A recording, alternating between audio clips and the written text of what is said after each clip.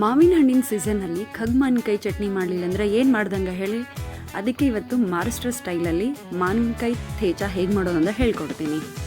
ಒಂದು ಹಂಚಿಗೆ 1 ಸ್ಪೂನ್ ಎಣ್ಣೆ ಹಾಕಿ 2ರಿಂದ 3 ಚಮಚ ಶೇಂಗಾದ ಬೀಜ ಹಾಕಿ, ನಂತರ ಅದಕ್ಕೆ ಬೇಕಾದಷ್ಟು ಬೆಳ್ಳುಳ್ಳಿ ಹಾಕಿ. ನಿಮ್ಗೆ ಬೆಳ್ಳುಳ್ಳಿ ಬೇಡ ಅಂದರೆ ಇದು ಆಪ್ಷನ್, ಬೇಕಾದರೆ ಹಾಕ್ಕೊಳ್ಳಿ, ಇಲ್ಲಾಂದರೆ ಬೇಡಿ. ಇದಕ್ಕೆ 3ರಿಂದ 4 ಮೆಣಸಿನ್ಕಾಯಿ, ಕರಿಬೇವು ಹಾಕಿ ಸ್ವಲ್ಪ ಹೊತ್ತು ಹುರ್ಕೊಂಡು ನಂತರ ಸ್ವಲ್ಪ ಕೊತ್ತಂಬರಿ ಹಾಕಿ ಚೆನ್ನಾಗಿ ಹುರ್ಕೊಂಡು ಅದು ಆರಿದ ನಂತರ ಮಿಕ್ಸಿ ಜಾರಿಗೆ ಅದನ್ನೆಲ್ಲ ಹಾಕ್ಕೊಂಡು, ನಿಮ್ಮ ಹತ್ರ ಇರೋ ಮಾವಿನಕಾಯಿ ಮಾವಿನಕಾಯಿ ತುಂಬ ಹುಳಿಯಾಗಿತ್ತಂದರೆ ಸ್ವಲ್ಪ ಪ್ರಮಾಣದಲ್ಲಿ ಅದನ್ನು ಹಾಕ್ಕೊಳ್ಳಿ. 2ರಿಂದ 3 ಚಮಚ. ನನ್ನ ಹತ್ರ ಇರೋದು ಅಷ್ಟೊಂದು ಹುಳಿಯಾಗಿರಲಿಲ್ಲ, ಅದಕ್ಕಾಗಿ ನಾನು ಅರ್ಧ ಬಟ್ಲು ಮಾತ್ರ ಮಾವಿನಕಾಯಿನ ತೊಗೊಂಡಿದ್ದೀನಿ. ಅದ್ರ ಮೇಲಿನ ಲೇಯರ್ ಎಲ್ಲ ಕಟ್ ಮಾಡಿ ಇಟ್ಕೊಂಡಿದ್ದಿತ್ತು, ಅದನ್ನೇ ಹಾಕ್ತಾಯಿದ್ದೀನಿ ನಾನು.